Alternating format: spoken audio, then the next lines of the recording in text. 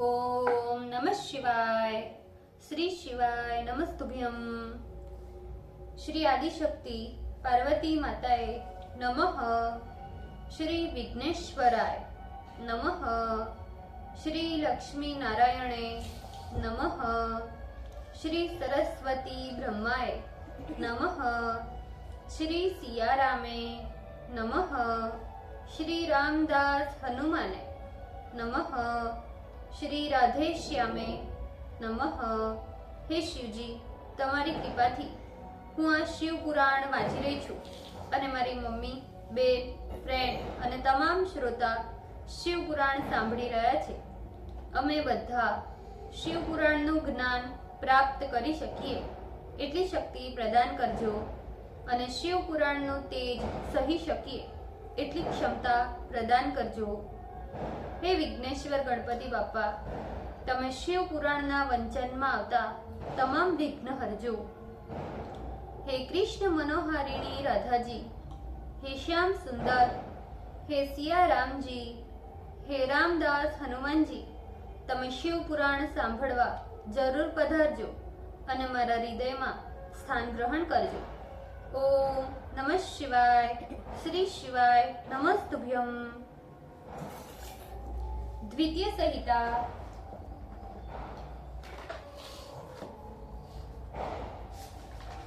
द्वाविंशो अध्याय। वर्षा काल में मेघों की गति का अभाव और हिमालय में सती शिव की क्रीड़ा का वर्णन। Page number 372। सिद्धों की स्त्रियां मणियों के द्वारा फूटकर बनाई गई इस हिमालय के भूमि पर तुम्हारे स्वेच्छा अनुसार काल में कौतुक से तुम्हारे बैठने के लिए आसन का निर्माण कर स्वच्छ पृथ्वी को तुमको अर्पण करेगी और नाना प्रकार के फल आदि लाकर देने की इच्छा करेंगी। नाग कन्या, पर्वत कन्या एवं तुरंग मुखी किन्नरिया, ये सभी अपने मन मोहक हाव भाव से सदैव तुम्हारी सहायता करेगी। तुम्हारा ये अतुलनीय रूप तथा मनोरम मुख देखकर वहां की स्त्रियां अपने पति के लिए मनोहर लगने वाले अपने शरीर, अपने रूप तथा अपने गुण को धिक्कार करेंगी तथा तुम्हारी ओर टकटकी लगाकर देखेगी। पर्वतराज हिमालय की स्त्री मैना, जो अपने रूप तथा गुणों से तीनों लोक में विख्यात है, वे तुम्हारे मन के अनुकूल ऐश्वर्य, आशीर्वाद तथा प्रार्थना से तुम्हें प्रसन्न करना चाहेगी। गिरिराज से वंदना के योग्य समस्त पुरंधरी वर्ग तुम्हें प्रसन्न करने का सदैव यत्न करता रहेगा और यदि अत्यंत उदार रूपा तुमको कुछ भी शौक होगा तो वे लोग तुम्हें शिक्षा देंगे तथा अपने गुणों से प्रसन्न रखेंगे। हे प्रिय, कोकिलाओं के विचित्र आलापों से पूर्ण कुंज समूहों से आवृत स्थान में, जहाँ वसंत के उत्पत्ति का स्थान है, क्या तुम उस स्थान में रहना पसंद करती हो, जहाँ विविध प्रकार के अनेकों तालाब, सैकड़ों कमल नीलियों से पूर्ण शीतल जल से आवृत है? ऐसा हिमालय पर्वत पर जहाँ अश्व, हाथी तथा गौओं का निवास है। हे देवी, वहाँ सभी कामनाओं को प्रदान करने वाले हरे वर्ण के कल्प संघनक वृक्षों से घिरे हुए मनोहर पुष्पों को चाव भरी दृष्टि से देखना। हे महाभागे, उस हिमालय पर हिंस्र जंतुगण भी शांति से निवास करते हैं। वहाँ अनेकों प्रकार के मृग गणों से युक्त है। जहाँ के देवालयों में मुनि तथा यतियों का निवास है, उसके शिखर स्फटिक, सुवर्ण एवं चांदी से व्याप्त है।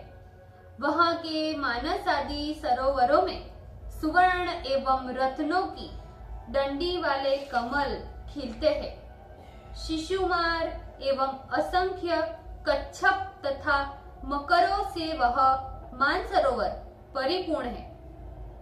वह मानसरोवर कोमल नीलोत्पलों से सेवित है। हे देवेशी, इसी कारण से वहां पर आने वाले कुमकुम आदि के गंधों से पूर्ण स्वच्छ कांति वाले जलों से वो मानसरोवर पूर्ण है। उस मानसरोवर के तट हरे भरे ऊंचे एवं तरुण वृक्षों से शोभित है। यहाँ के शाखोट के वृक्ष तो अपनी शाखा हिलाकर नृत्य करने के समान प्रतीत होते हैं।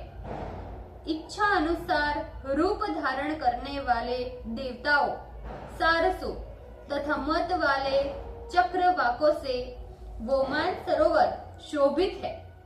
परमानंद देने वाले भौरों के मधुर शब्दों से शब्दायमान वो मानसरोवर महाकामोदीपक है। मेरु के उच्च शिखर पर इंद्र, कुबेर, यम, वरुण, अग्नि, निवृत्त, वायु की पुरिया है, जहाँ देवताओं निवास करते हैं। रंभा, शची एवं मेनक आदि अप्सराएं वहाँ मेरु पर सुशोभित है।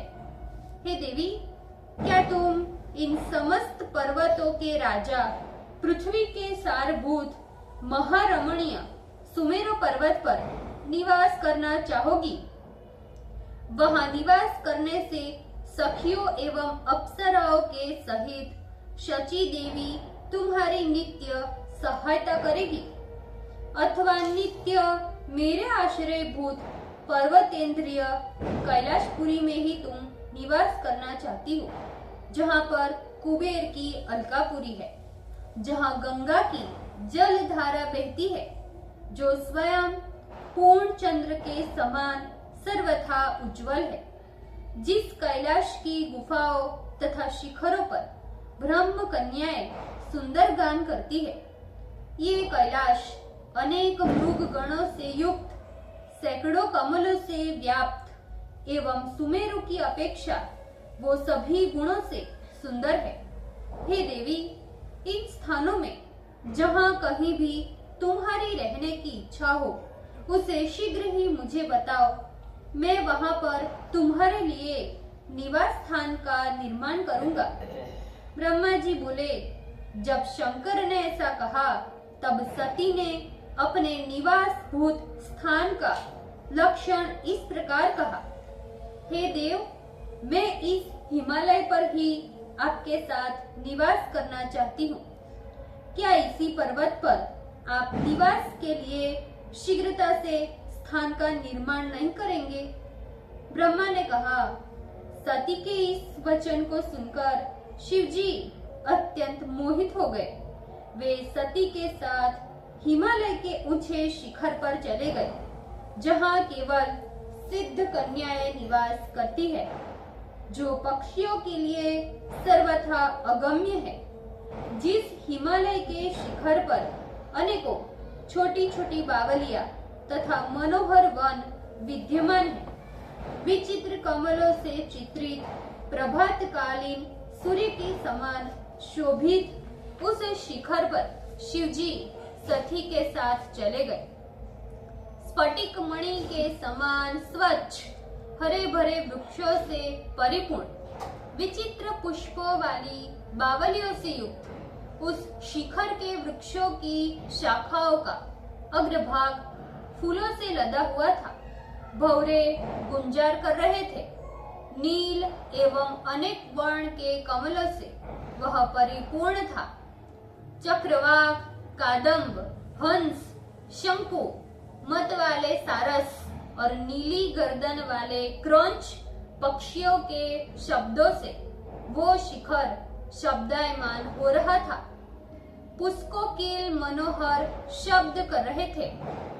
अनेक प्रकार के गणों, किन्नरियों, सिद्धों, अप्सराओं तथा गुह्यकों से सेवित था।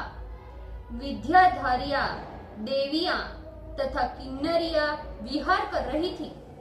पर्वतीय स्त्रियां तथा पर्वतीय कन्याओं से वो युक्त था। वीणा, सितार, मृदंग एवं पटह के बाजों पर नाचती एवं कौतुक करती हुई अप्सराओं के समूह से वो शिखर व्याप्त था। देव निर्मित बावलियों से तथा फूले हुए कुसुमों के गंधों से तथा निकुंजों से वो शोभायमान था। इस प्रकार शोभा से युक्त शैलराज के शिखर पर शंकर जी सती के साथ बहुत काल तक रमण करते रहे। उस सर्वगुप्तम स्थान में महादेव जी सती के साथ देवताओं के वर्ष की गणना अनुसार 10 सहस्त्र वर्ष तक विहार करते रहे। कभी वे उस स्थान को छोड़कर सती के साथ अन्यत्र चले जाते, कभी देवी देवताओं से व्याप्त मेरु शिखर पर चले जाते। इस प्रकार पृथ्वी तल के नाना प्रकार के द्वीपों, उद्यानों एवं वनों में जाकर पुनः वहां आकर सती के साथ रमण करने लगते थे। शिव जी ने यज्ञ, ब्रह्म ध्यान तथा तपस्या आदि सब कुछ छोड़ दिया और दिन रात सती के प्रेम में ही अपना मन लगाया। इसी प्रकार सती भी निरंतर महादेव का मुख निहारती रहती थी और महादेव जी भी सती का मुख देखते रहते थे। इस प्रकार परस्पर स्नेह रूपी जल से सिंचकर अनुराग रूपी वृक्ष को उन शिव तथा सती ने बढ़ाया। ओम नमः शिवाय। श्री शिवाय नमस्तुभ्यम। भूल चूक माफ करजो शिवजी, कृपा रखजो। આજના શિવ પુરાણના વંચનનો પુણ્ય મને પ્રદાન કરજો શિવજી। ઓમ નમઃ શિવાય। શ્રી શિવાય નમસ્તુભ્યમ।